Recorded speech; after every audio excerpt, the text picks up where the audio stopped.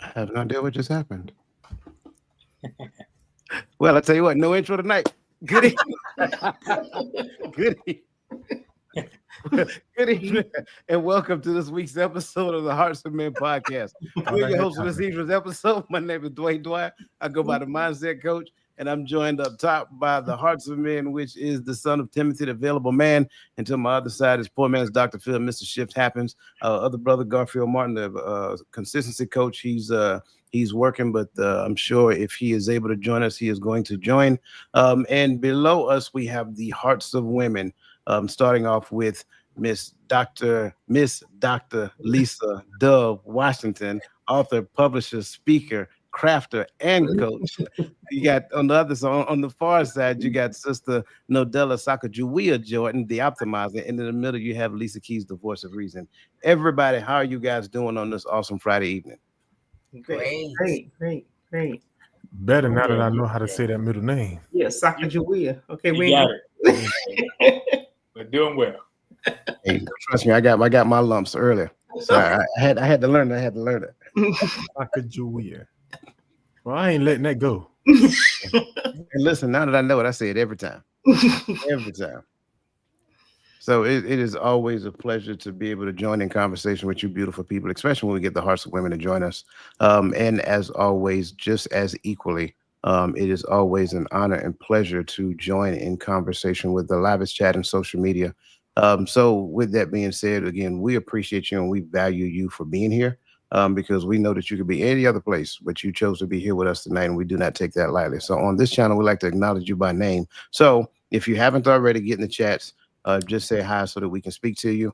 And again, please do not forget to like and share this video as we getting started here. So that being said, good to see you, Crystal Everett. Welcome to the show. Nick D, good to see you. Welcome. Let's see who else we got here. We got His Divine Appointment. I think I've seen her down there. You go. His Divine Appointment's here. Good to see you. Miss Charlotte Jordan, as always, good to see you. Brother Abe, good to see you, and welcome to this evening's show. Sister Adrian Walthour, good to see you. Oh, yeah, I forgot. I'm sorry. Adrian is a part of the Hearts of Women as well, but she can't join us tonight, so it is an honor for her to be in the chats, and it's good to see you there, sis. And again, if this is your first time joining us, if you're on YouTube, look in the lower right-hand corner of your screen, put your cursor on the YouTube emblem, and you'll see the flower. Click on the subscribe button. Don't just click on the subscribe button. Make sure that you find the notification bell. Click the arrow beside the notification bell. Click the drop down and then select all. That way you know every time we go live on this channel. I think before we get started, also if you're with us before you guys leave, because you know everybody get busy, we're going to have the Hearts of Women. Their show is going to be tomorrow morning at 10:30, and as always we have Sunday's brunch on Sunday at 11:30, and then shortly afterwards we have Bible study at 2 p.m.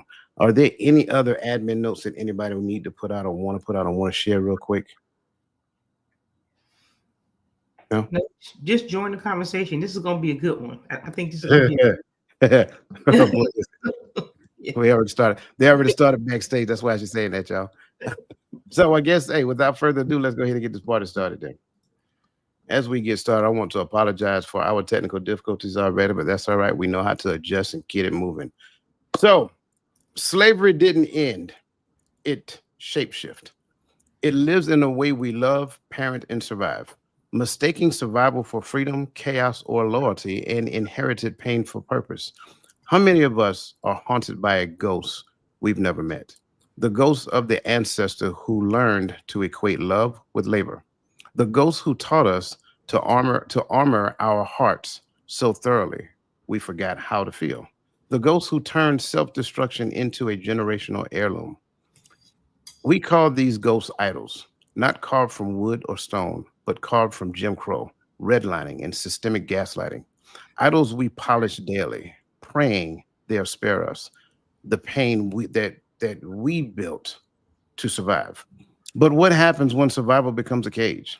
Our ancestors fought for freedom, but freedom can't live where we're still kneeling to the lives that kept us alive. That love must hurt in order to be real. That rest is betrayal.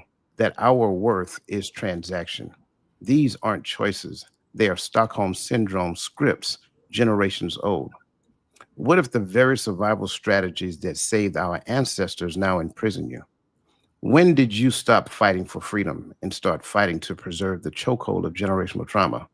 This isn't a critique. It's an intervention, a rebellion against the algorithms of oppression that is still coded in ourselves. By the end of the show, you'll walk away with the ghost audit, spot where you can spot the invisible prisons in your relationships and career, the emancipation blueprint, learning how to rewrite your story so your children inherit peace and not your pain. And lastly, the covenant pact, where you'll redeem loyalty from cycles of harm to bonds that heal. The revolution isn't in the streets, it's in the mirror.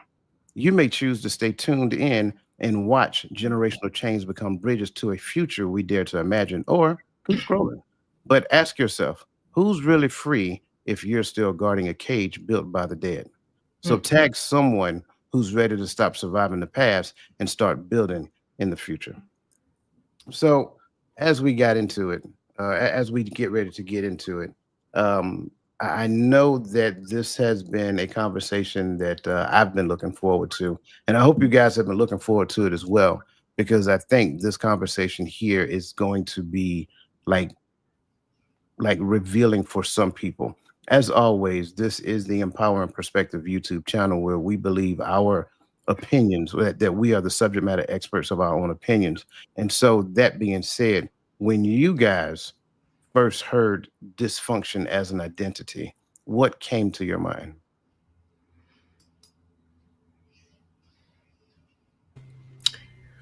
I jump out there, man. You know, this is something that you hear all the time. Oh, my family's dysfunctional. All of our families dysfunctional. But when you hear the term dysfunctional used specifically in our community as an identity piece, either for our community or for our family, in my mind, especially when I was younger, it was the mindset uh, that this is how we are, regardless of how we got here, and we just need to embrace dysfunction.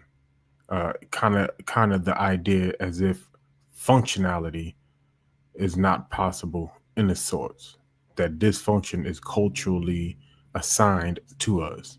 So that's how I thought about it. Are we So talking? for me, oh, Go ahead, sis. no, I was just going to say, you know, when I think about the word dysfunction as identity, it's basically we have accepted what was told to us that this is how, you know, to Brother Gaddy's point, that this is how things are. And instead of us pushing against it, we just accepted it because either, you know, mama said it, daddy said it, or somebody significant in your life, when they spoke to you, they spoke in such a convincing manner. And because we had also such respect for them, well, surely they're right. They know what they're talking about. And so we accepted, not realizing that to the question, is this function? And we grew into normalizing it.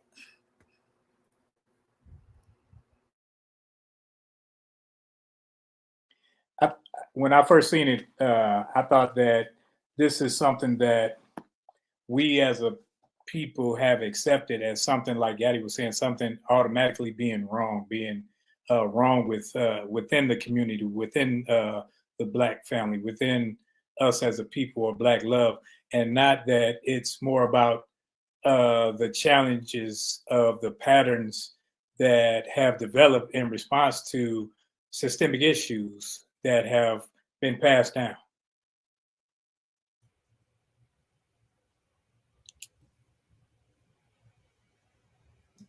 You're muted, Lisa. I'm sorry. My thought about when I heard it was associated with complexion initially, right?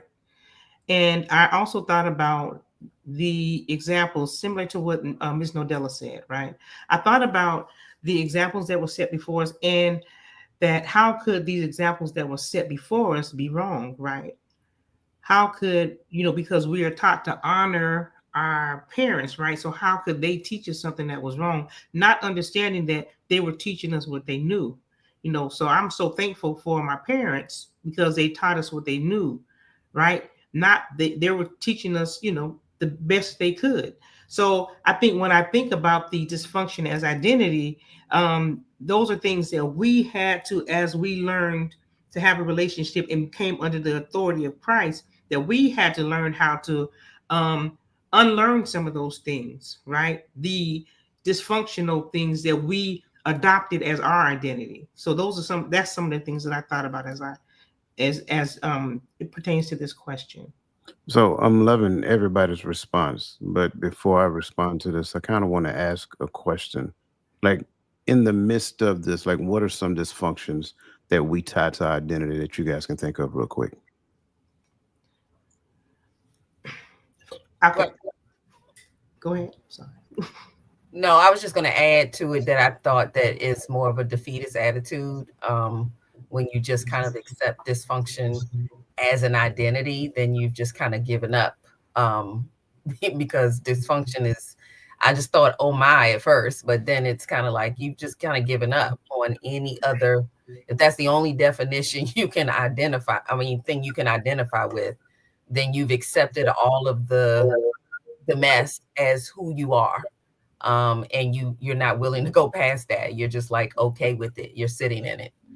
So yeah, I apologize, Dr. Lisa. I thought you'd already went. No, you're fine. So and I love what everybody's saying here, and I love what the chat is saying as well. What are some of the dysfunctions that we embrace like a part of our identity? If you ask me, I Living think in poverty. Okay. I believe the most dysfunctional thing that we hold on to is the easy answer would be history through the lens of our oppressor while we were being oppressed during Jim Crow, during redlining, during slavery. And with that said, the hard answer would be that our history starts with getting off of slave ships.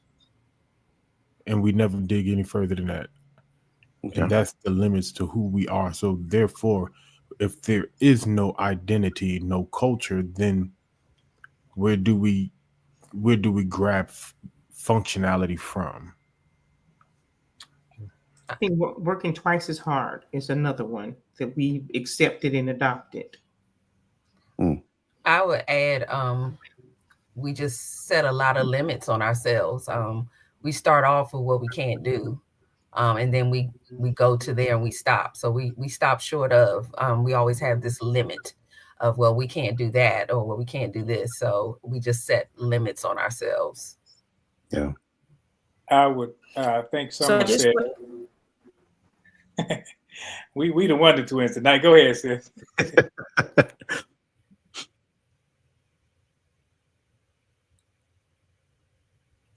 She froze. Okay. I think I would start with someone said earlier about pretty much impoverished mindset.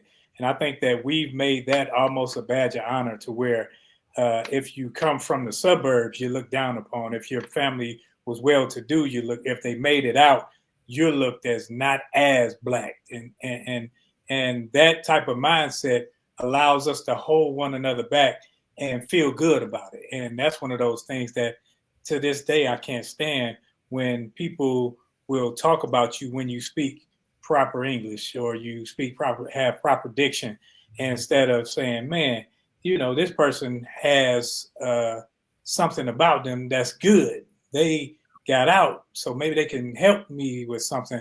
We will badmouth them, call them Uncle Toms and anything of that nature. And so somebody already got to it, but I just want to expound on it. Okay.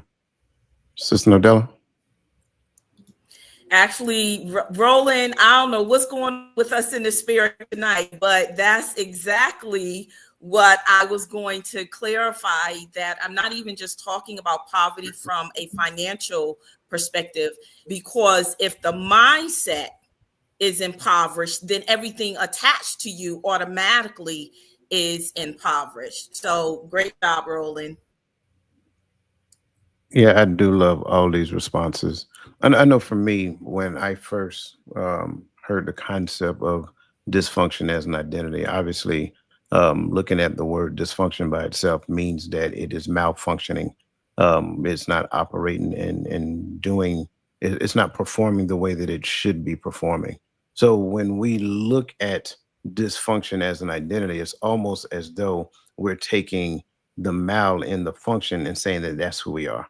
We are that person or those people who do things differently, right? Which is more so of a dysfunction, and saying that it now is a badge of honor. And so we'll use that thing, that dysfunction, as a staple of our identity. So whether it's and I'm loving some of the things. Not some of the things. I'm loving all of the things you guys have said. I'm also loving the things that are being said in the chats as well, because in the chats you're seeing some of the things like education, stigma being tied to the community. You're seeing things like being a part of the welfare system. We didn't know that we were dysfunctional. Lack of education. I love the concept of working twice as hard and being twice as smart as well. That's another one to it. And I will go a step further. I will focus on my gender, and my gender now can become a dysfunction, because now I'm trying to take that and make that the most dominant thing in the aspect of my being, which now oppresses, or it subconsciously oppresses someone else without me knowing it. So if you don't, if your gender isn't identical to mine, you feel less than, or you can feel less than. And so I'm trying to make that the most dominant thing. So when it comes down to these things, I think all of us are in agreement that we get our identity from one location and one location only. So anything outside of that, anything, and I say that part again, anything outside of that can be problematic when it comes down to our relationship as it pertains to him. Now, speaking of relationships, because evidently every now and then we tend to dive into the relationship aspect. And I think every last one of us may have experienced this at some point in time in our life, where we were in a relationship, and either I was the one that was trying to use an aspect of my identity that was taught to me from a young boy, whether I had to be twice as smart or work twice as hard, or, all of those different things. And I tried to use that in my relationship, or they tried to use it in the relationship. So can you share a moment when you realized that behaviors or beliefs you thought, or just the other person thought, were just who they are, and they were like inherited scripts that came through their lineage of their adulthood? I go first. I think when I was younger, and me being my sisters and my brother, all of them are very, fair skinned, and I was, to my grandmother on the darker side, and I realized that she grew up where she was half white. Her father was white, her mother was black, and she was lighter, and she would always have some type of malcontent towards me. And the way she would speak about people of darker complexions and things of that nature, over time I realized, like, man, this woman really has a problem with color, with colorism. She has a problem with it, to the degree that she will look at her grandchild a certain way because he's not as fair skinned as the others. And she would tell me things like, oh, you're a handsome young man, but you would never be nothing like your daddy, and things of that nature. And growing up, seeing how people could look at your skin color, but they're supposed to be the same. We're supposed to be one, and they can put you down. That allowed me to see that dysfunction traveled through generations with her, from her, had to be her father, her mother, whomever it was, and down on to her grandkids. That's good. So for me, perfectionism was always an issue for me.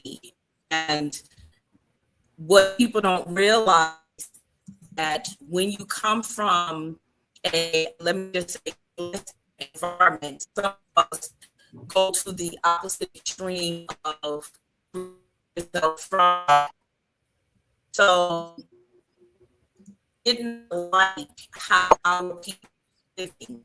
And so I worked very hard to be perfect. I worked very hard to achieve this, that, and the other. Does that make sense? Y'all understand what I'm saying?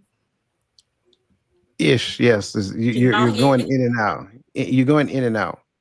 We got like the last part of it. Okay. Okay.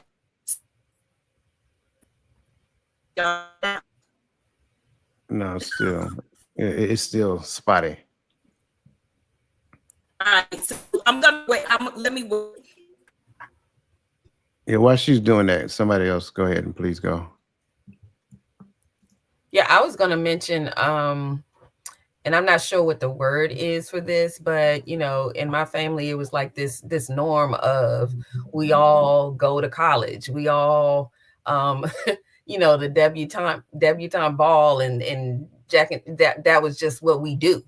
And I felt pressure with that because everybody's different, and you grow up, and when that's not really something you're interested in, you feel some kind of way, like you're not part of the family. So you always felt this fear of disappointment, because not that you couldn't do it, but it's just something you didn't do. So for me personally, when you said, when did I realize, I kind of, I was confused at times because my mother being a double major, she didn't have time for nothing else.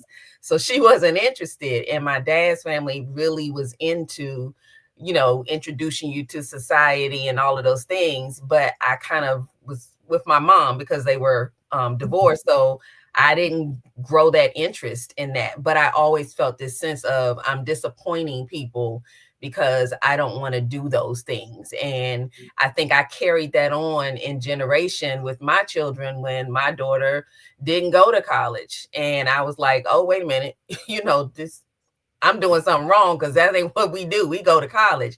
And I had to wake up and I had to change some behaviors immediately because I took ownership for that. And that kind of messed me up. And in turn, it was messing up my child, because she was like, okay, well, this is not what I'm going to do. Now she felt like she was disappointing me. So that's kind of how over generations it showed up, where I had to get it together, because that was given to me and I was passing it on. So it had to stop. That's good. And hopefully I'm on track at reading the question, but I remember there's a friend we had growing up. She was the popular girl in church because all the adults liked her and all the younger girls loved her. So everything was by popular demand. You know how that goes. And I just remember we was having a conversation, and just one day I just remember just saying, well, I get everybody else like you cool and everything, but you need to watch how you talk to me. And anybody know me, I'm just big on respect. I don't care who you are, what title you think you have. I'm gonna respect you. You're gonna respect me, or I'm just not gonna talk to you. Right. And I remember it becoming a big thing. Oh, y'all gotta have cohesion, I was like, but why does cohesion have to mean I have to allow myself to be talked to this way because y'all allow her to talk like this to people? And her response was, well, this is who I am, so you just need to get used to how I talk, or you could just not talk to me. And that was my mindset. And then I remember one of the older women in the church pulling me aside, telling me, you're gonna have to learn how to get along, or you're never gonna be able to get along with a Black woman, because you can't be intimidated by this strong character. I said, there's a difference between strong character and disrespect. But that was something that I just continuously got told in life. Like, you have to be able to be talked to this way, or you're not, or that means that you are intimidated of Black women. And I don't think all Black women talk like that, but that's what I was being told young. Well, so I will read Sister Nodella's spot comment. She said her Wi-Fi has been spotty all day. My response is, because so many of our people were satisfied with being poor, it pushed me into a complex of achieving perfection, thinking that is how you overcome poverty. Everything about me had to be perfect, from my hair to my clothes. So that was the response that she was trying to share. Lisa, did you get a chance to go yet? No, I was just going to add, I was thinking as I was listening to everyone, and I had this thing where I wanted to keep the peace, right? And so I thought that, younger, early on in my life, that I was the one who was supposed to take on the blunt of everything, right? And I was supposed to carry all this stuff. And early on, as a young woman who, was a believer, right? That I was supposed to carry all this stuff because I could handle it. Even as a young woman, I was supposed to take on all this stuff, right? And then I learned progressively as God began to teach me that was not mine to carry. It's right there, and it teaches me that it says, "Cast your cares on me, for I care for you." And so I had to learn that I was not a garbage can that you can just dump everything on, right? So I think I allowed that, and this was happening while I was in the religious environment, right? And so I had to learn that I didn't have to take it from everybody, because these people were still in the process of learning and growing and developing as well. So it was not my responsibility to take on all that toxic behavior. And once I learned that, across the board, work, home, whatever environment I was in, that was something that was freeing for me. So that was one of the things that I had to learn, that, and I think it goes to the being strong, right? Taking on all the cares of the different things that was going on in my environment. Yeah, I resonate with a lot of that, to be honest with you, especially with Roland's. But I was the other side of it. So I was the dark skinned brother. And so my entire life, especially growing up, whether it was in the house or whether it was at school, it was always the colorism thing for me. And then it just kind of became a staple of my thinking, to where I always believed that wherever I go, that's the first thing that people see. The other side, the other part of the question, or the other part of the story that I wanted to share with you, is that being raised in a family that's predominantly women. And so when you look at it, you're a young boy and all you see is women everywhere, and one dude. And one, I'm just being honest. And one, I'm sorry, two dudes, right? One dude was my grandfather and the other dude was my uncle. Well, my grandfather, he was just as mild mannered to a certain degree. Once he got fed up, everybody knew it. But at the end of the day, he didn't really do much. He didn't really stir up a lot of waves. He would come out, he would watch the Atlanta Braves baseball game, or he'll watch Perry Mason. Those were the two things that he would do. It didn't matter what you were watching. If the Braves were playing and Perry Mason coming on, you're no longer watching that. And if you thought anything differently, he would remind you who paid the bills.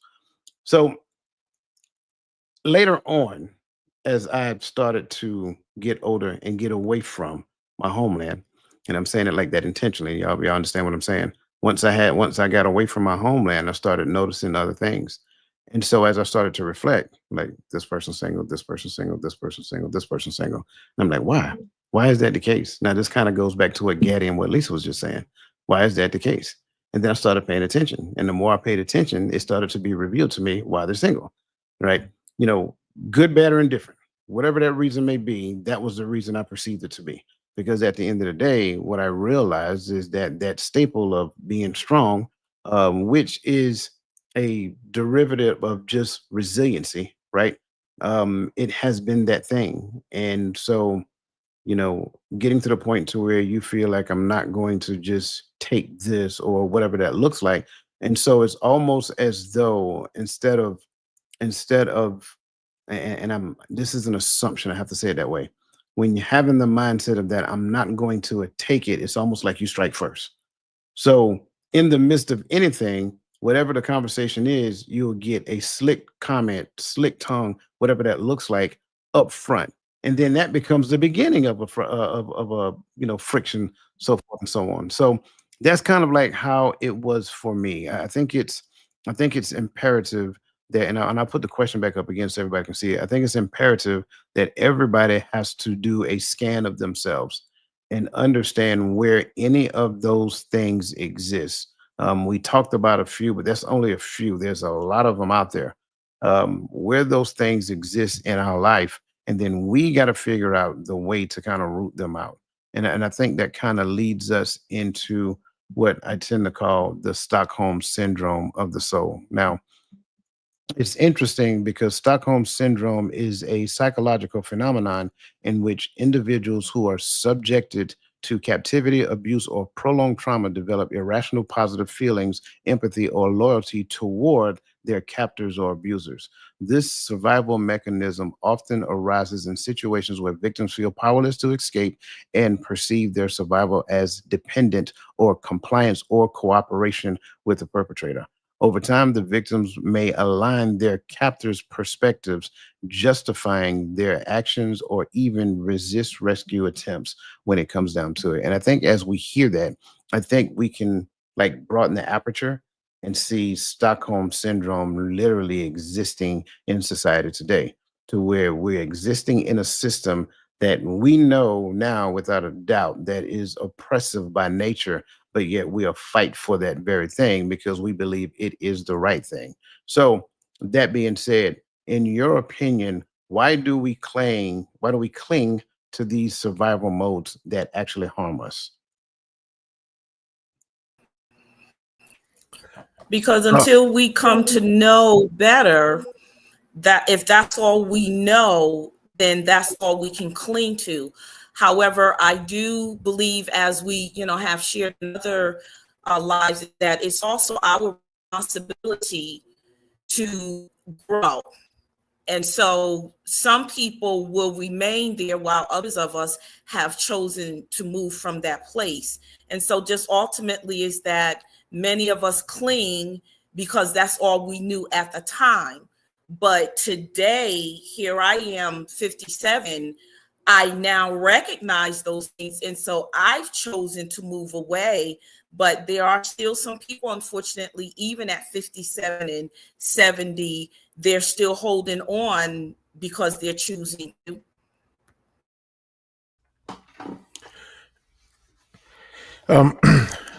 Lisa said a term on the last question when she talked about acceptance, and I think that's a part of it. It's the fear of not being accepted, right?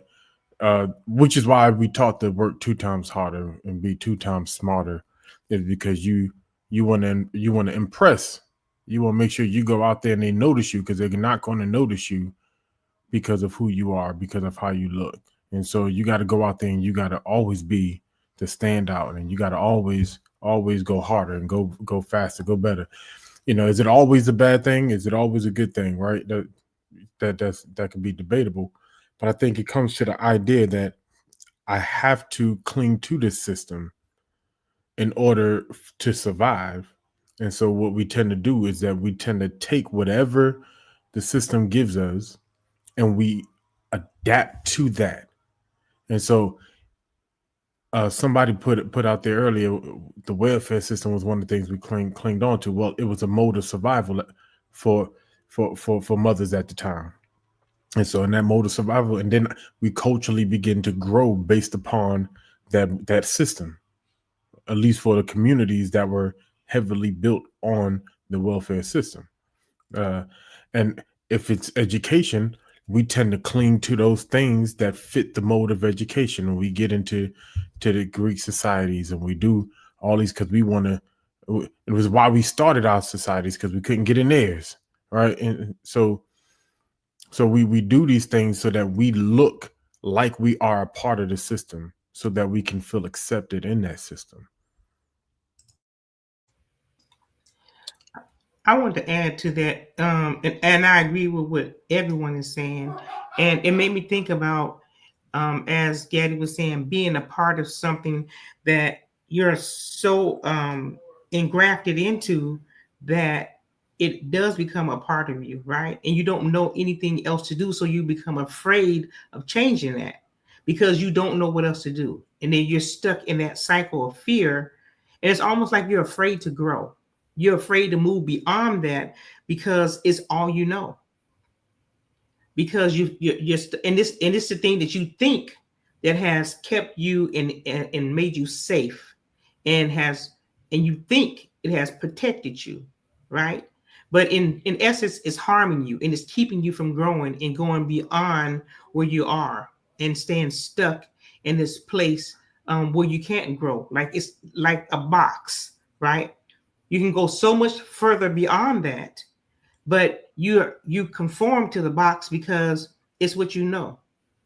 And so I think that when we limit ourselves to an environment or a situation, and we don't, and because of fear that I can't be successful or I can't do this, or no one has ever told me that I can do this, then we stay there and we stay stuck in a cycle, and we hinder our growth. Yeah, I was just going to add to that. It's kind of this, and it's on the same lines of the fear of the unknown. So a lot of times we don't want to be the only one that steps out there because we don't know what's going to happen, and we don't know how people are going to treat us when we now become different because we're the ones who step further than the line. So kind of fear of the unknown, and now we're kind of not blending in. Not that that's a bad thing, but I think the fear of not knowing what's going to happen when I do something a little different than the norm. I think that's what keeps people in those safe, as Elisa said, those safe modes, because they're just scared of what may happen, which may be blocking their blessing. But you know, you stay comfortable. Sometimes you take your blanket everywhere you go, and don't realize that there are other options to staying warm, and the blanket is not the only option. But when you don't know, like they said, anything else, you're scared of letting it go. And if I can add to anything to this, I think we've been, and I'm gonna put my black fist pick in my head when I say this. I think we've been systematically blinded, systematically placed in a position of where we believe that if it's not Europeanized, it's not correct. So while my hair may grow out of my head a certain way, hey, that's not acceptable. I got to put that conch in there. I got to straighten it out so that I can look the part of someone else. Or I got to put some blonde Rapunzel wig on so I can look the part. I got to wear this type of suit. I got to speak this type of language. And we talked a few months ago about code switching and things of that nature. I think when you think that other people's way is right for you, then you start to transition to become like them without even knowing it. So instead of being who you are, natural loving people, you see yourself as understudy of that person, and that person may not be, like his culture may not be the culture that should be raising your children, because you inspire discipline a certain way while they say, no, just let it go. So I think that over Europeanization of a people is my.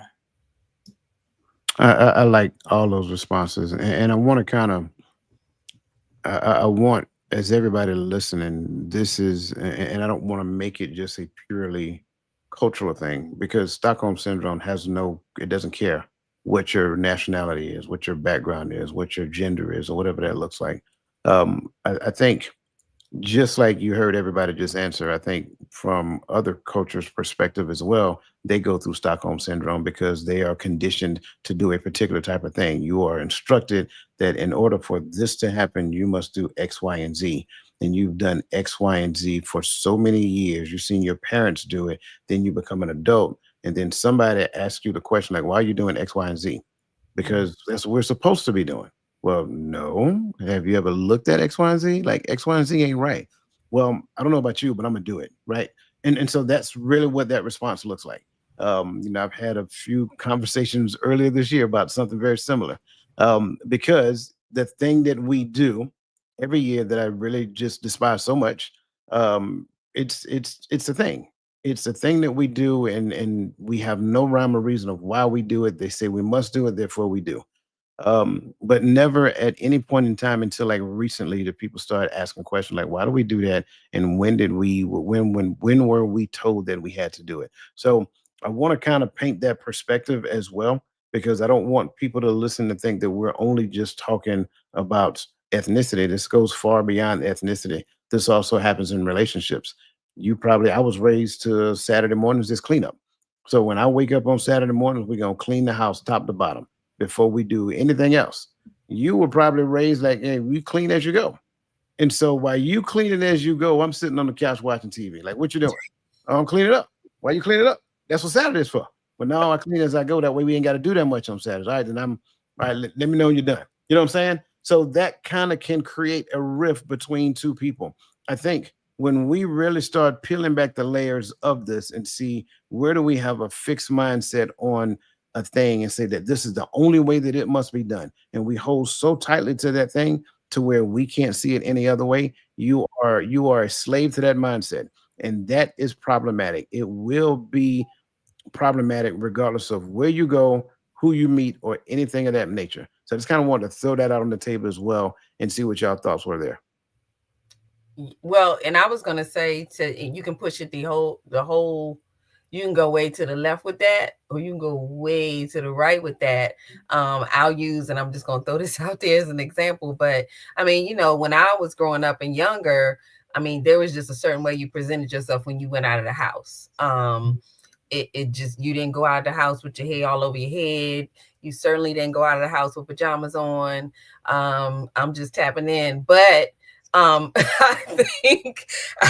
think that people have, although we can, you know, step outside and it doesn't have to be, you know, we were very stringent about certain things, but at the same time, you can go way to the left, and it's like now you just go outside and it's not a thought in the world about what I look like. I should be able to go to church like this. I should be able to go to, and there's no limits. And I think that's where we get lost, because we don't find that middle ground. We like defiant. We're not going to do it because this is how you all said it was supposed to be. So now I'm going to do the total opposite. And I think we go too far. And I just say just everybody. But I have my own personal feelings, but I know because I was raised a certain way, you didn't even answer the door if you weren't presentable. And, you know, some of that stuff just doesn't seem to matter anymore. And yeah, I cringe at times, but I know that we have to, you know, times change or whatever, but I think some things should stay the same. I was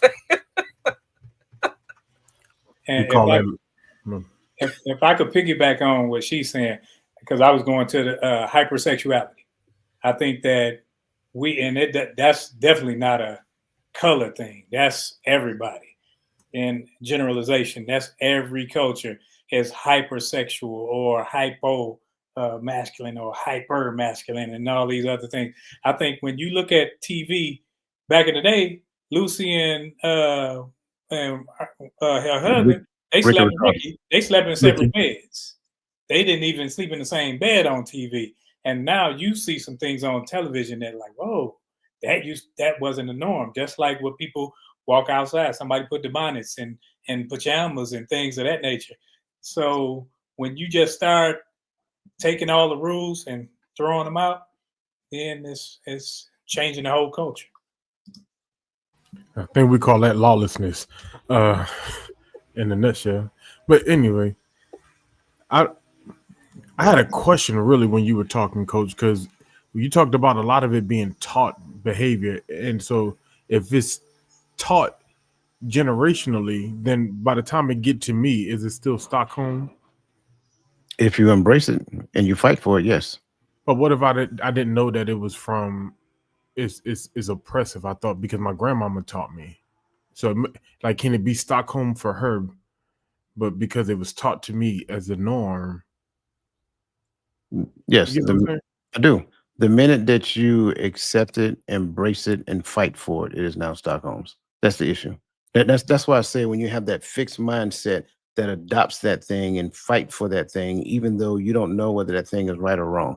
It's kind of like, and I'll go here for a quick second. It's kind of like the Israelites coming out of Egypt, and then they get to the point that they're complaining. They say, "Did you bring us out of here for us to die?" Right. So now they're getting to the point that they're missing their oppressor. They want to go back. So it's kind of like that same thing. And that's the key. The point which you just said, that is the key. In most cases, it's taught to you and you don't know that it's not wrong. I mean, you don't know that it's wrong. And so because you don't know that it's wrong, you'll fight for it. Going back to the whole, like you mentioned, strong black woman, that's something that's taught in most cases, right? Trust me, I've seen it. It's taught in most cases. And so trace it all the way back. Big Mama, did a lot of that. And then Big Mama passing on and so forth and so on. Hypermasculinity is the same thing, right? I'm the man of the house, pounding my chest, rule with an iron fist. A lot of that is taught. And so what ends up happening, then it goes from generation to generation to generation to generation. And so when you look at it, grandma single, mama single, daughter single, all of that. Why? Because at the end of the day, they're holding on to something, and that thing that they're holding on to is fighting the very concept of relationship. Coach, can I add to what you're saying? I think at some point, I think that we are without excuse. Okay, and I'm going to say this. I'm going to say why. Because we don't stay in those environments. We're outside of those environments. We see other examples. Some of us do, right? We may see it on TV. We may see it at a friend's house. We may see a different example of that, and then at that point, that's when we question. Well, this is what I've seen, and then we begin to ask ourselves these questions internally: which one is right, more right? Not saying that one or the other is better, but then that's when we have an example. That's when we have this choice in front of us to say which one is more right. So there is another example that we can see. So we can't say we never saw another example outside of the environment that we are exposed to. Can I chime in? I want to take this to a biblical, spiritual perspective. As believers, we should be developing, and the Word of God, we know, has an answer to every single thing. If we're reading the Word, it has the answer to every single thing. And so if you have been in the way for a while, and if you pray regularly and you're seeking understanding and guidance and all these different things, if God is who he is, why would he leave you? I'm going to use a phrase Paul says. He says, I will not have you to be ignorant to these things. There was things that he was addressing. And I'm just using that. I didn't quote the whole scripture, but I just wanted to use a piece of that quote that he said in scripture, helping us to understand as believers, what we once knew should not be what we are holding on to. What we once knew, we should not be holding on to, because what the word says, if any man be in Christ, he is a new creation. All things are passed away. Behold, all things have become new. Anything that does not have to do with our current and our future, that should pass away to the old man. And we should be striving new. And what we're seeing is people are trying to become new while yet holding on to an old thing. It's like me having on this raggedy bathrobe. This isn't a bathrobe, I'm just saying. Me having on a raggedy bathrobe, I go buy a brand new one, and instead of getting rid of the raggedy one, I put the brand new one on top of it because it's so comfortable. So then why did I go and buy a brand new one if I still was going to continue to wear the old?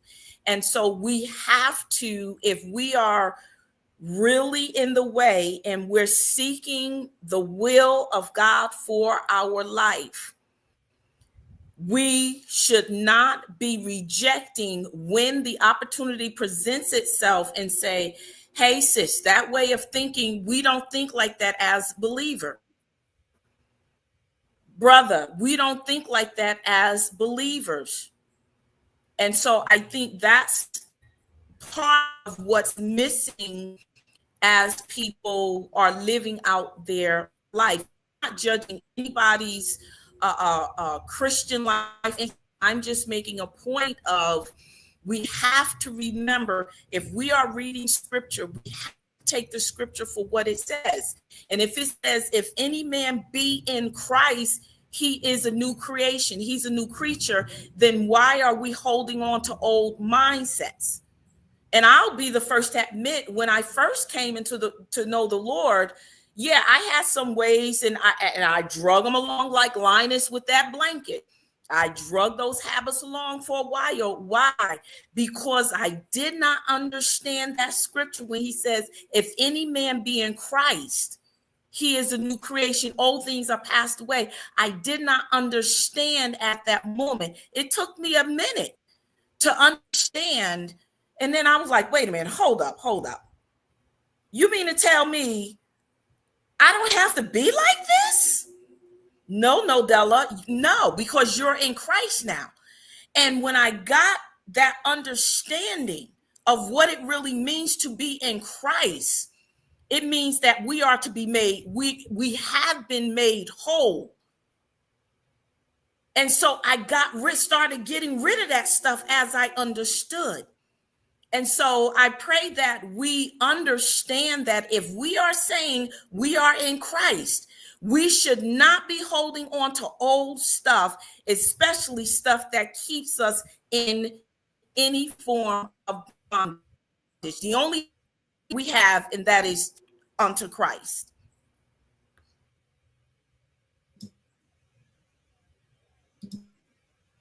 I like what you said, Nodella. I think that, but to go a little further, I think sometimes how we were taught to study, or as you said, read the scriptures, were led to bondage. So we will still think that I'm not having church unless somebody hooping and hollering. I'm not having church unless somebody jumping over the pews and running around and foaming at the mouth and things. And those are things that we hold on to. And we didn't have church until somebody put their finger in their ear, hold their head back and yell that he died. Didn't he die? I think that leads to a level of ignorance that is placed on self, because now I know better almost, but I choose not to study, for I'll read. Yeah, I read this and I read that, yet you haven't studied, so you haven't necessarily grown in that area. And for me, I want to just add in there, I think when it came to, I had to change one of mine, was whooping kids. Because I grew up, if you did it, hey, slide that belt off and just get to tapping. Wherever it hit, it hit. And I had to learn that, hold up, this is a part of that Stockholm syndrome that Coach was talking about, because this was learned and taught down. It's something damaging, but it was taught to me. It was taught to my father. It was taught to my grandfather. So now I do it, and my kids, they think, oh, so then when they go to discipline their kids and now I know better, I say, no, I don't do that. They like, oh, you did it to me? Yeah, I was stupid when I did it to you. But now I know better, and I'm trying to teach you a better way so that these kids won't have the same mental scars that I have from when I grew up, or you have. So I think that's what I had today. Very well. I agree. Roland was raised under the tutelage of Pootie Tang. So, you know, that's y'all don't listen. We like to have fun here. Listen, if you're listening to us and you have not hit that like button yet, shame on you. Hit that like button. You know, YouTube like the algorithm. We like it. So go ahead and hit that like button and let us know that you're enjoying this conversation. Next, we're going to dive into the epigenetic betrayal. Your partner was ghost written by trauma. This is, I think we're going to enjoy this one. Epigenetics is the study of changes in gene expression that are not due to alterations in the DNA sequence itself. In other words, it refers to how your behaviors and environments can cause changes that affect the way your genes work. So, if that is the case, why do many of us fear? Why do many of us fear? Now, typo, I do apologize. Why do many of us fear healthy, loving relationships? Feel that healthy, loving relationships might mean losing ourselves. And where do we get these ideas? I ask again, why do many of us fear that healthy, loving relationships might mean losing ourselves? And where did we get these ideas? Because I got to go back to it again, that we did not understand what healthy, loving relationships were, because many of us had no idea of who God was, because we know he is love. He represents what love is, and he has shown us what healthy, loving relationships look like. But many of us were not exposed to that. And I'm not going to just limit it to, I don't want it to lock myself in that if you went to church, you knew, because, even to Roland's point, that there are a lot of things that were done in church that really weren't healthy or beneficial, but that's what they knew.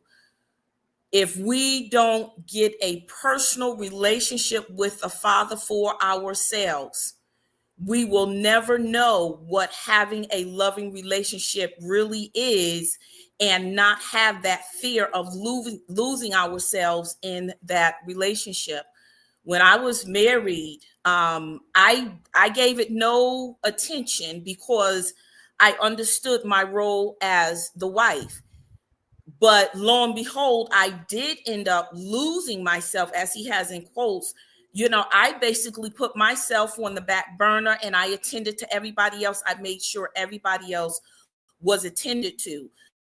So some of us, we didn't even feed into that, but we do also, with this question, recognize that some people do have that fear. But today I have a better understanding. I don't have a fear, but I have a better understanding that I can be in a loving relationship and not lose myself. And that's only because of him. And I'll stop there. Man, I'm a little not torn, but I'm going after that. But I do want to put out that this is not a response to what Miss Nodella said. I agree. It's just gonna sound like it because she went first. But I say that to say I think the problem is a lot of times when we look at, now we talking about where does it come from. I know we can go a little culturally historical, but I think we were taught, at least where we are right now, a lot of us were taught to look at the work that we do and focus on what we want out of the relationship. And so when we talk about healthy relationships, the healthy relationships is about me doing, right? Both parties need to adopt that mindset. It's about what I'm bringing to this relationship. But I think so often, we forget that the other person is doing work. So sometimes we get caught up like, well, I'm doing this and I'm doing that and you're not doing nothing. But the work that person is doing, is very necessary. And we can go and talk about what a woman should be doing, what a man should be doing. But there's 3 people on this panel that don't have specific qualifications to tell a man what to do. And there's 3 people on this panel that don't have specific qualifications to tell women what they're supposed to be doing in relationships. But we go from that angle and we focus on how we feel and what we want. So if we talk about healthy relationships, that means sometimes I'm not, and it's not that relationships got to be hard, but sometimes I'm going to be tired. Sometimes I'm going to feel like I did a little more than she did, but that's all right. I did what I was supposed to do. And sometimes she's going to feel that way. But when we focusing on things like that, other than what we are bringing to one another, how we are treating a relationship and treating one another, then we're going to head down this road to where we would sabotage a chance at happy relationships because I don't want to work too hard. This is a really good question. And I think we're going to talk about this more than once this weekend. So what do many of us fear that healthy, loving relationships might mean? Why do many of us fear that healthy, loving relationships might mean losing ourselves? I think the first thing that comes to me is because we're not taught about covenant relationships and becoming one, the importance of becoming one. We talked about this in Bible study, and they're so important because but we're focused on losing ourselves. We're not focused on becoming one. And that's our goal. Our goal is to become one. Um, and that is so important, because then if our focus is I'm making sure that I understand, first of all, I've done the work already before I even try to merge my life with someone else. I've done the work. I've considered my ways. I examine myself. I've done everything that I'm supposed to do before I try to join my life with someone. And that's not saying that my work is complete, but it's saying that I've done a lot of the work before I've tried to join my life with someone. And now I'm merging my life with someone. Now we're in the process of becoming one. And that means that I can't be selfish, because I am now becoming one. And if anything I do, then I am affecting the other person, and the other person, whatever they do, they are affecting me, because we are one. So that's the first part, right? And where did we get these ideals from? Well, we got it because I'm a strong Black woman and I'm an alpha male, right? Not that we're becoming one so that we can have a strong relationship and that we can glorify God together and that we can prove his will together. But we are having these independent thoughts so that we can have independent identities, and we are not focused on becoming one. And then I'll land there. And I just wanted to kind of add to that. I think sometimes we don't even know the definition of a healthy relationship. I think people just get the definition. They have these expectations. They've watched the past and developed an idea of what a healthy relationship is, and they try to meet that. And that's not necessarily a healthy relationship. But if you kind of embed that in your head, is that, oh, I saw that this is what happens. And, take, for instance, the about having too much mouth as a woman, and that you're not supposed to do that, and that's why this happened, and we start to make excuses for that. You deem certain relationships as unhealthy, and yeah, she's the one or he's the one based on what you've seen or heard, but we really don't have a clear definition of what healthy actually means, or even loving, because of what Sister Nodella was talking about, because we don't have that relationship. We haven't learned what love is. We haven't learned what healthy is. We haven't learned ourselves. All of those kind of are the reasons why and where we get these ideas, because we never tap into any of that. We just start mixing and mingling and living life without doing the work. She got a nice frame and he got some nice abs, and that's what we go with. I'm sorry. Right. I'm sorry. That's our metrics. That's what we judge things by. Because we watch Barbie and Leave It to Beaver or whatever we watch back in the day. I don't know. We watched something and we saw them. Or he got a nice car. He makes good money. Yeah, that's it. That's what we make our decisions based off of material things that will not last and will get old. Dr. Lisa, you said we don't have an example, and I think I beg to differ, because I think we do have the example. We just don't use the example, because we have a lot of people that we get advice from people who aren't connected to the source. And if we go to the source, he tells us how to treat one another. He tells us how to be within the marriage. He tells us how to be in relationship. But we'd rather talk about Shadrach, Meshach, and Abednego and things of that nature, things that sound good in the moment, instead of getting down to the nitty-gritty of the making this thing work. I think that, and a lot of times we have people, we learn to speak through our pain, because we've listened to this person, listened to that person, and I like what they said. So now I'm going to speak through my pain. So I'm going to say, well, Black women this, and she going to say, well, Black men this. And all that's doing is keeping us separate, keeping us on the opposite ends of the spectrum, instead of us coming together, learning, why can't we talk about the hurts without it hurting you? Why can't we deal with our problems to where we can be fruitful? And then we have fools saying, well, because you take care of your spouse, oh, you're handpicked. Like, that's what I'm supposed to do. I'm henpecked, but it's a problem. And you're listening to people who don't have anybody, who looking to use people. And instead of listening to somebody who has some sound mind, we listen to those people and say, well, go and just, sow your raw oats. Yeah, he going to send them. They going to Queen, sow your raw oats and these things. And now you're looking to use people and abuse people instead of lifting one another up. Now, I can agree with you, but what I will add is, for example, and we talked about this in a previous question, because you say we have examples, but I didn't. As younger, I didn't see that in my home. I saw the very opposite. Now, I'm gonna give it to God that that's the reason why I still, did not equate that to a healthy relationship, but it's all I saw.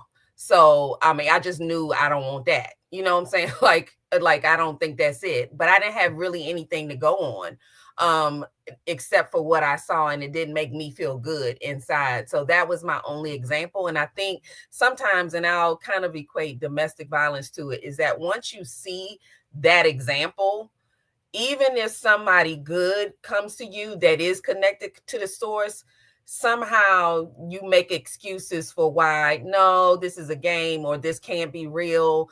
And you stay safe with what you thought, even though that's not the healthy, that's what you deem healthy because, okay, well, they were together a long time. So, you know what I'm saying? Like the length of it. So I get what you're saying, though. Absolutely. I just think that sometimes the example is what we envision.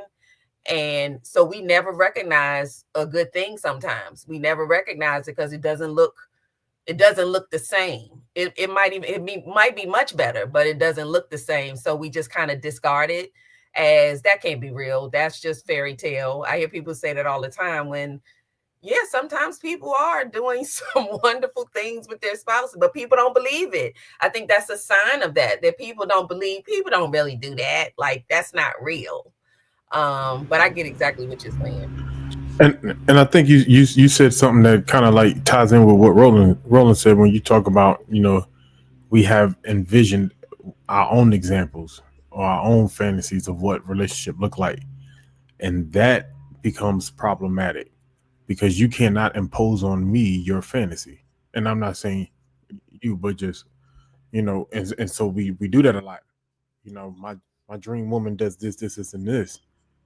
Well, you hold up that mirror of perfection, you'll never find no one that'll meet it. You'll always find a reason to walk away.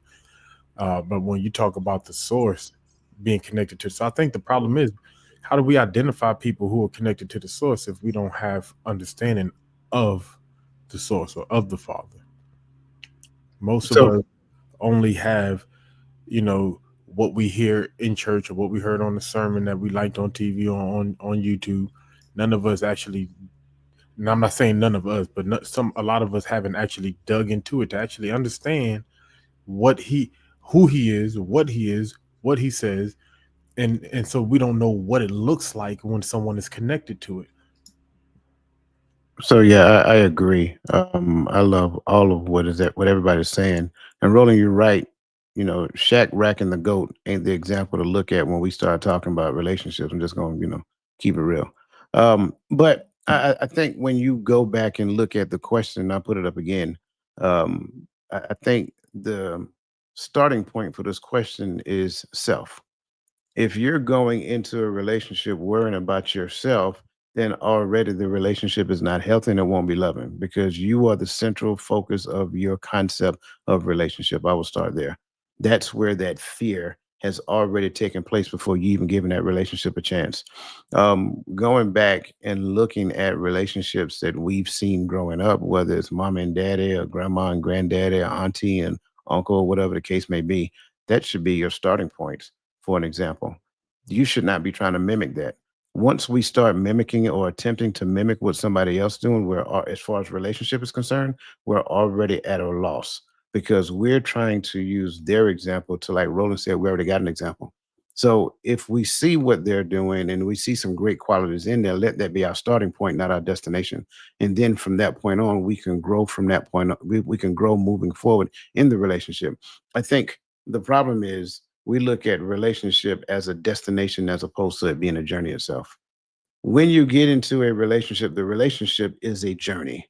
right? So both parties are learning about themselves.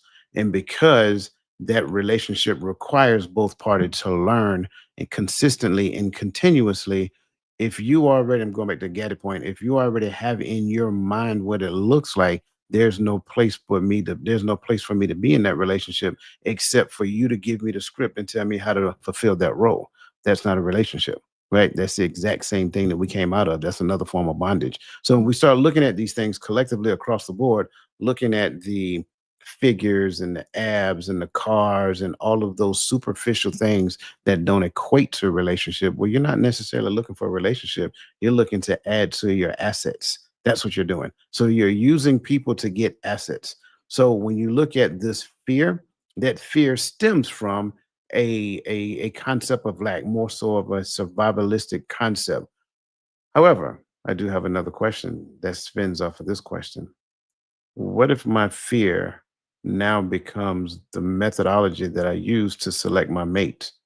Can I now see why that all the relationships that I get into, they constantly look, even though the people look different, those relationships look the same. Do you guys disagree with that? Agree with that? What are your thoughts there?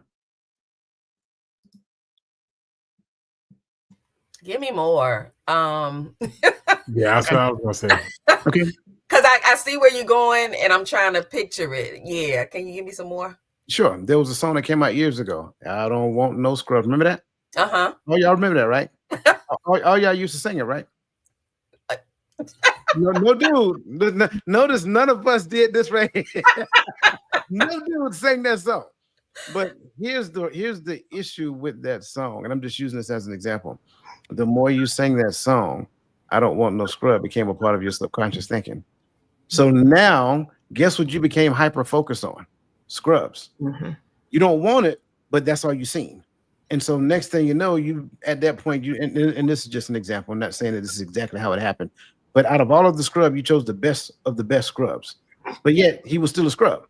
You know what I'm saying? And then the relationship failed. And I'm like, okay, fine, I got to go find me another relationship. I don't want no scrubs. So now I'm finding another scrub. So I've showed the best of the best scrub, and they keep failing over and over and over and over again.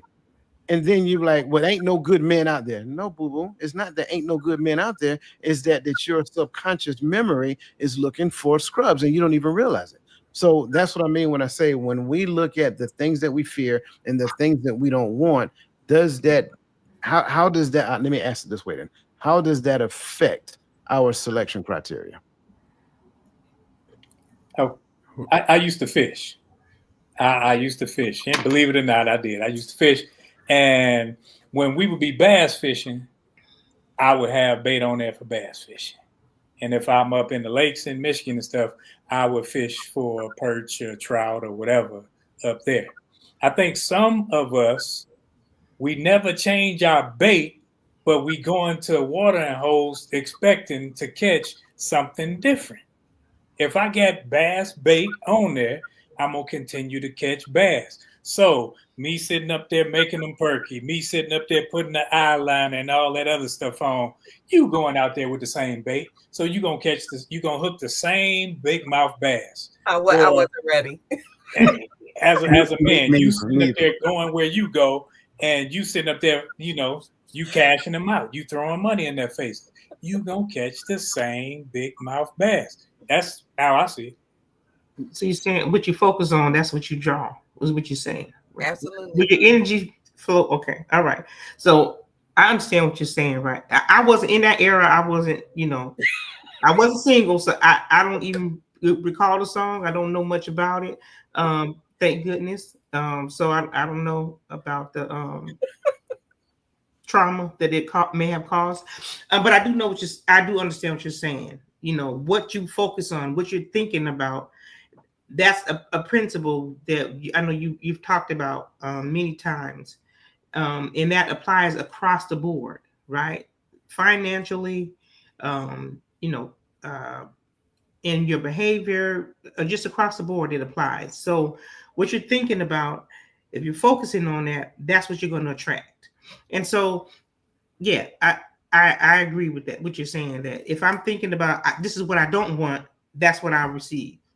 If I'm focused on this is what I want, This is what I need to focus on. This is what I need to put all my efforts in, my attention on. That's what I'm going to receive. So, and I think so. This is why I'm not a fan of the list. You hear all these conversations and people have this list of what they're looking for. And that's the exact problem with that, is because, and me and my husband have these conversations. When you're young, you're looking for petite, you're looking for whatever it is that you're looking for. And then when you get older, you're still looking for that same petite little girl. Do you realize that, you have to change with the time? So if you're still looking in that space, it's kind of the same thing Roland was saying. It's like, okay, that's why you can't find, because your list is not growing. So when you write it down and it's the list, it's still the list 10 years later. Therein lies the problem. The list has not changed, but the rest of the world has changed. Not the writer of the list has changed, and yet the list hasn't changed. See, so my conclusion is the same, but my navigation is slightly different, right? Because I think let's go back to the TLC song, right? Now, I didn't sing the TLC song. I can't remember the dudes that made the male remix. I used to sing that version. But what's that song? What is that? It was no pigeons. That's what it's called. Yeah, I missed that one. Yeah, I didn't. Let me stop. We needed our get back. Nah, I'm joking. No, you not. But I think what the difference is, if I'm focused on those scrubs, I think the problem is I'm looking at everyone trying to see if they're a scrub, right? And so I'm not really focusing on what the quality that I should be looking for. I'm looking for the quality I shouldn't be looking for. So everybody looks like a scrub. And then when I find somebody that I want, they end up being the scrub because I ignored, because they showed one good sign.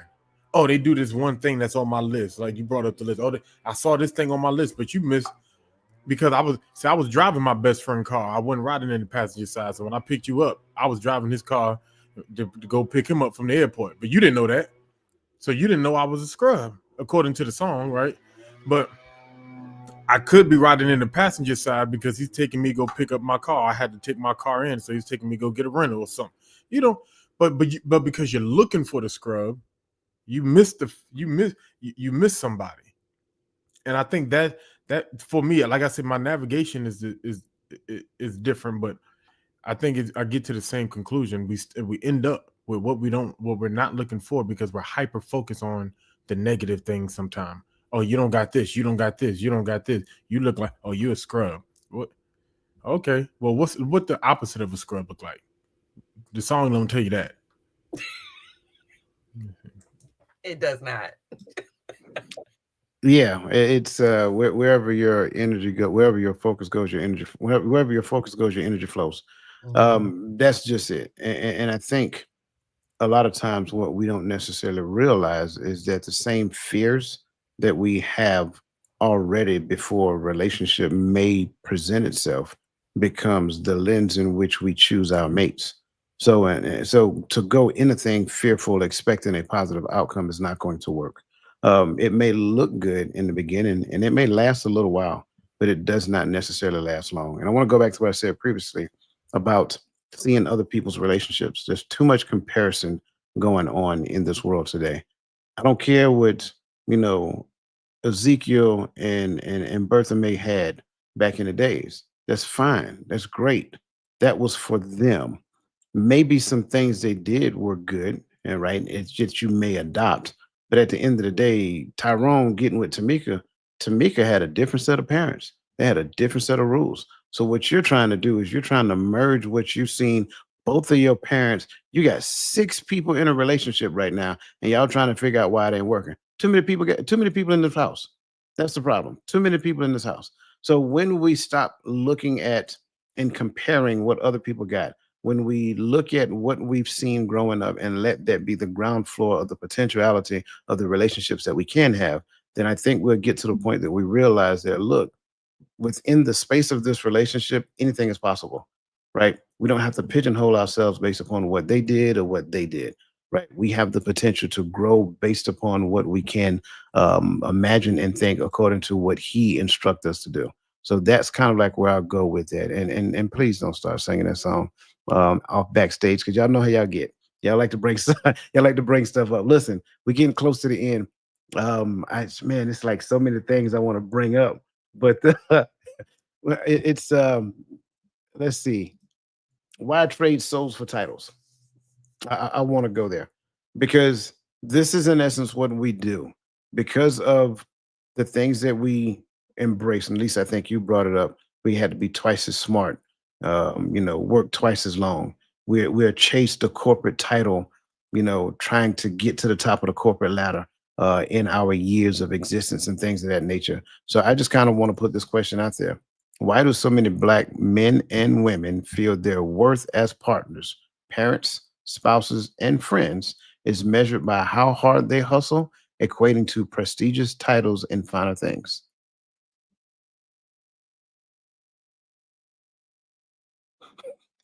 Why y'all leaning back, man? That's what I know. Y'all supposed to be leaning forward. Because this is a jam-packed question right here. Because you said, why do so many Black men and women feel their worth as partners, right? Parents, spouses, friends is measured by how hard they hustle, equating to their prestige, title, and finer things. And I think it's because, like you said, they're looking at what other people have, right? That's one. And I think they take their focus off of God and the promises of God, and they focus on material things. I think I was reading the scripture in Hebrews this week. It says that everything is going to pass away. It described the earth like it was going to be rolled up like an old garment. But the thing that was going to remain the same will be God and his word. And so we focus on things that are going to pass away. And we're looking at what someone else has, and we focus, and we will wear ourselves out, and we don't focus on the things that are so important, our family, and taking our time to maybe drive that older car for a couple more years, longer, so we can spend time with our family, which is more important than having this big car and this big house that we can't even enjoy because we're too busy at work for 120 hours a week. I'm just using that as an example. But I'm just saying, we can't even enjoy it because we're too busy trying to keep up with everybody else. So what does it profit a man to gain the whole world but lose his soul? And the very thing that you're working on, you have this family, but you can't even enjoy it. Why? That's just my contribution to this question. And I think that we unfortunately, I think a lot of people have just kind of sipped on the Kool-Aid that tells you that if you have these things and you do these things as you've seen it done, that somehow you will get happiness and you will get these, something else greater. And it's just not true. But I think that people believe that, so they hustle for it, and they hustle for it, thinking that somehow when I have all of these things and I'm living like, the Joneses or whatever, that here comes all of the, whatever they think. I don't know where, I can't say personally where they think this is coming from, but I do think that they believe that this will lead me to that. And they're just misguided. I just think that they bought, and I always say drank the Kool-Aid. They really started believing something that really doesn't exist and is out of order. But if you believe that that's the order that it goes in, then you're going to hustle to get all of that stuff first, not realizing that that has nothing to do with what you're actually probably seeking. There was a time in our community in this, I would say in the South, right? More so. I heard it probably once or twice up north, but maybe before my time, because not that old. But anyway, where they would measure a woman based upon whether she was married, or whether or not she had kids by a certain age, or if she divorced, and and so you equate all this hard work towards a man that you're not even married to because you're trying to get chosen, right? I don't like on social media when they use the term pick me, but because it's falsely assigned to people. They're assigning it to women who just want to do womanly things. They don't want to be the head of house. They don't want to be masculine, so they'll call them pick me's. But the idea of the pick me comes from the fact that the elder women used to judge their granddaughters, their daughters, based upon whether or not they got married and had children. Men being judged about whether or not he can get a job, or he work hard, or is he out there in the field working, or is he putting stuff together in the house, and not saying that we shouldn't be cutting the grass and fixing the house if we can. But it's like we've put so much detail on what things look like, and so there's a status attached to that. So you got women who are chasing the ring so that she can look good to Big Mama, or what the name you used earlier, Coach? Birth something. Bertha May. Bertha May. May. Yeah, And all of them had a May in their name. That's the middle name. You're right. Hattie May comment too. You're right. Oh yeah, Hattie May is my ex-mother-in-law's actual name. So let's not do that with the names. My bad. You about to get a phone call after this. I'm waiting for somebody to call my grandmother's name, and I'm gonna be like, wait a minute. Hold on now. When you go to Fannie Mae now, we're gonna have to talk, okay? Yeah, that was next. We run from Fannie Mae because they want their money. Right. And she want it now. I'll give y'all a call later. But no, we so we grew up conditioned. So someone put like it's taught behavior because we grew up learning that. Like now, the thing with women are about degrees and job titles, and so they put a lot of work into that. Not that men don't have degrees, but we aren't pushed into the education system like our women are. Our women are being pushed into going and getting that college degree so that you don't need no man, but not demonizing anybody with a degree, but that's what you hear a lot. You need to make sure you're successful because you need to be able to do whatever they can do. You want to out earn the man, blah blah blah, and so we put all these concepts in our heads that we need these titles, we need this prestige, we need to be seen on social. I need to put a post out there showing me graduating with my master's or penning sergeant major. So I need to go out and work, and never take care of home. But I make mine short and sweet because I had to write them down. It masks a deeper insecurity of fear. It masks a deeper insecurity or fear of not being enough without a bunch of stuff. Then if I have all this stuff, I can flex and show pretty much that I'm just a better scrub than the next man. We get a I made it attitude because I look at people that I came up with, and if I have more stuff than them, now I can put myself as being the high school man of the year like Martin was. And some people just get that attitude of I'm the prize if I have all these trinkets. And if I have more, then I'll attract someone with more.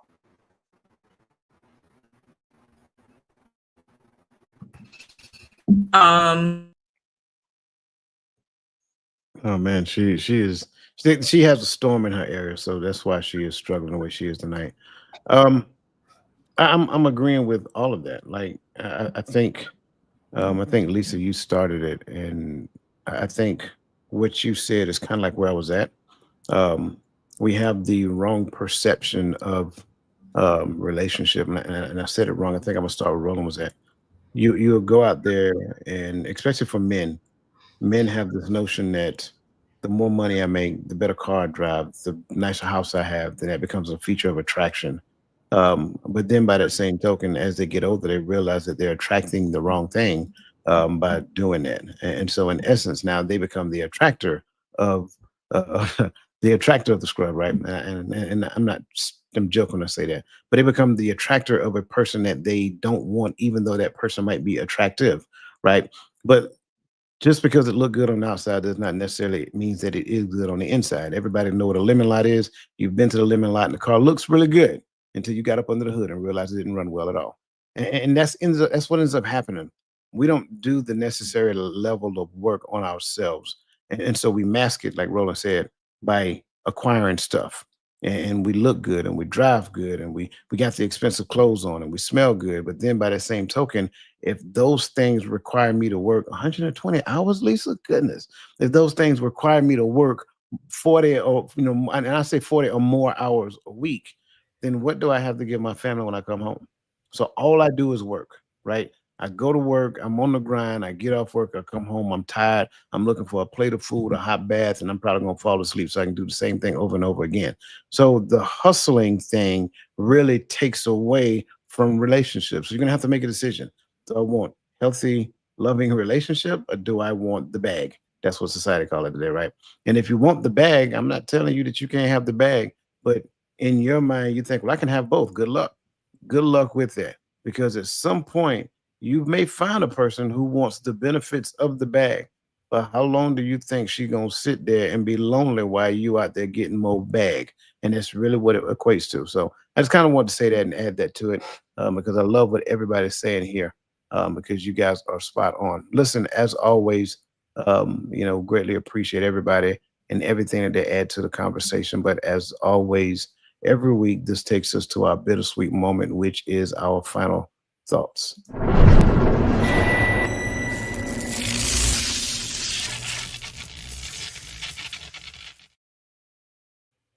And because I don't know if y'all seen the private chat, Dr. Lisa, you're on deck. And then we're going to go to Lisa, then Roland, then Gaddy, then Roland, and then myself. If Nadella make it back, we'll get her in as well. Okay? I absolutely loved this conversation tonight. This actually, the questions, I think we mentioned that earlier, but the questions literally made me go, but I think these were really thought-provoking questions that we all should consider regularly to think about where we are, what we're doing, how we're moving, how we're thinking. So I'm really looking forward to actually a deeper conversation with all of these questions. I really enjoyed this. It makes you think about and prioritize what's important to you in life and creating. I think someone mentioned something about more of creating memories instead of collecting things. So I think we need to go more in that direction of creating memories. They really do last you throughout good and bad times. So I really enjoyed this. So I look forward to doing this again. So I know I'm saying this again, but part 2 of this. And I also thank the gentlemen for allowing us to join them. This was really great. So have a great weekend.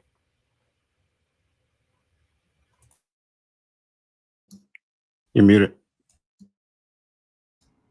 I enjoyed the conversation as well. It was so much that you could take away from this. Wonder if I could leave anything with you is to say that we are all learning and growing, and we continue to learn and grow in this community. What we do have a show coming up tomorrow morning, the Hearts of Women. This is the Hearts of Men. Tomorrow morning at 10:30, we have the Hearts of Women. We have a program, and right now the title leaves me, but it is on my Facebook page, and you can go to the Empowering Perspective YouTube channel. We will be live at 10:30 in the morning, and we're going to be having a similar conversation as well. We're going to be talking about conversation and how we talk to each other. So we're going to continue this conversation as well as we're going to be having the Sunday brunch as well on TikTok under the Mindset Coaches page. And this conversation to me is something that we need to continue to have. And we don't know how, if we don't know how to be in relationship, one thing we want to do is we want to learn how to be in relationship. And we can learn how to be in relationship together in community. And we can do that as we continue to study who taught us how to be in relationship with each other. So I ask you to continue to come back to learn with us as we grow together so we can have healthy, meaningful relationships and we can grow together. I enjoyed the conversation. Thank you so much for having us. Broken idols, how to shatter cycles you mistook for purpose.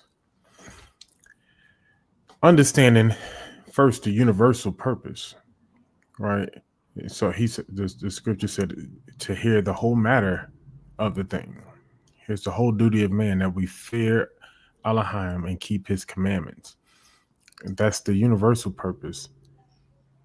In that, you'll be able to identify what real purpose is, and not attached to systematic purposes.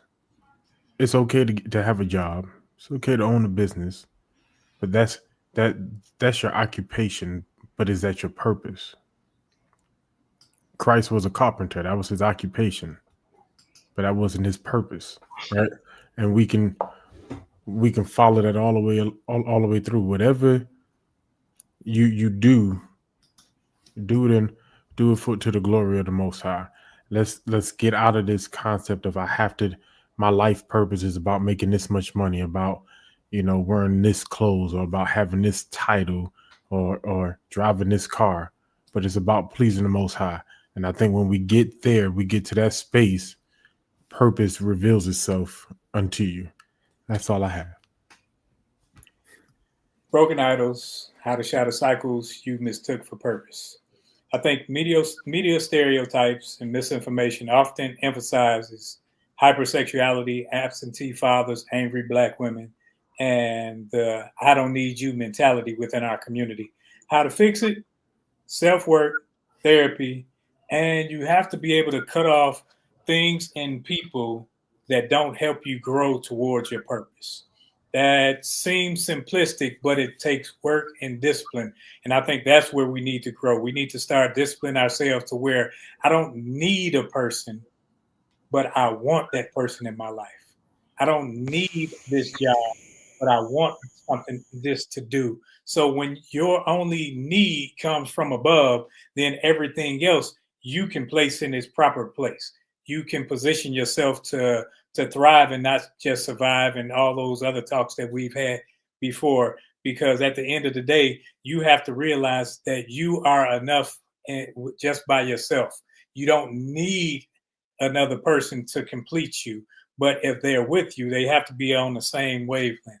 That's all I have.